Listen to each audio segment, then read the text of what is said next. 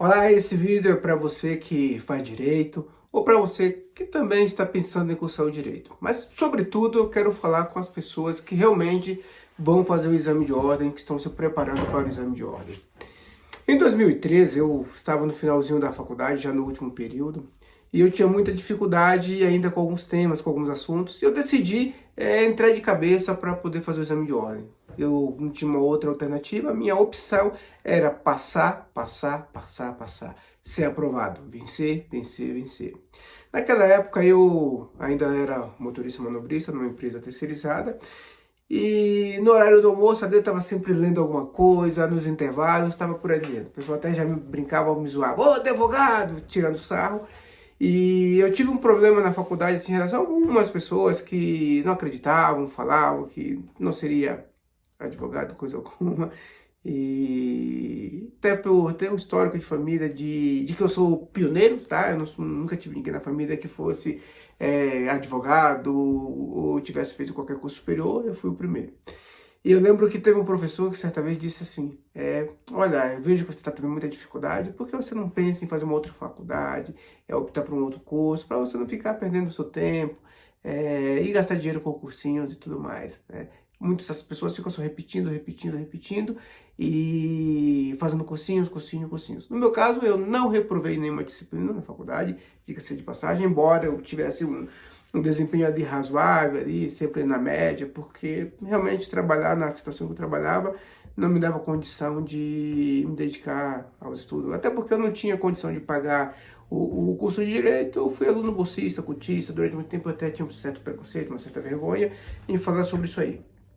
Mas eu fui aprovado ainda cursando a faculdade, ganhei até destaque na faculdade por ser um aluno que, da minha turma, eu fui o primeiro aluno a me tornar advogado, né? Então, só eu consegui esse feito, né? Ainda cursando a faculdade. Os demais tiveram que terminar e cursar alguns anos lá, que me perdoe eles, mas eu consegui esse feito, essa proeza, como eu diria, né?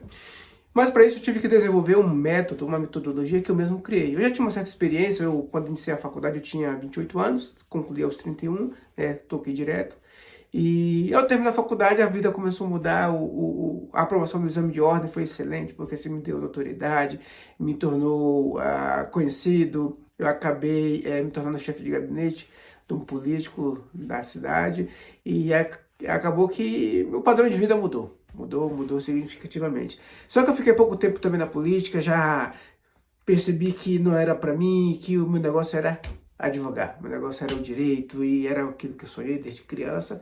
E aí tornei-me advogado e agora eu estou compartilhando as minhas experiências, compartilhando os métodos que eu utilizei para poder conseguir ser aprovado no exame de ordem. Porque não é muito simples ser aprovado no exame de ordem quando você não tem ali o convívio, né, dia a dia com a prática da advocacia. E mesmo tendo convívio com a prática da advocacia, existem muitas pessoas, inclusive filhos de advogados, filhos de juízes, até assessores de juízes e promotores que não conseguem passar no exame de ordem e não se sabe por quê. Tá, eu tenho um amigo que, por exemplo, ele levou 8 ou 11 exames para poder ser aprovado. Tem um filho de um juiz conhecido, amigo nosso, que até hoje não passou no exame de ordem. Enfim, a decepção para ele. E sem contar que eu conheço muitas pessoas que também não conseguiram passar no exame de ordem. E se eu te falar que passar no exame de ordem pode ser muito mais simples do que você imagina. O primeiro passo para você passar no exame de ordem, tá, foi o que eu fiz. Eu decidi qual área que eu ia prestar esse exame. Porque como eu não tinha nenhuma familiaridade com nenhuma área, né, eu tinha mais assim, contato com o direito civil, tinha um gosto pelo processo penal e pelo direito penal, mas o direito civil eu percebi que tinha uma situação diferente no civil. Ali a gente começou a observar que as peças que caíam na segunda fase eram só petições iniciais. Tinha tido um caso de um agravo de instrumento, se não me engano, e tal, mas não caía outra coisa. Eu pensei, falei, cara, eu acho que se eu fizer aqui vai dar boa. Porque foi a única disciplina que eu tinha na petição, eu tinha na faculdade, era a petição inicial. E foi aí que eu foquei um pouquinho, né? Porque eu não tinha como adquirir essa experiência de outra forma.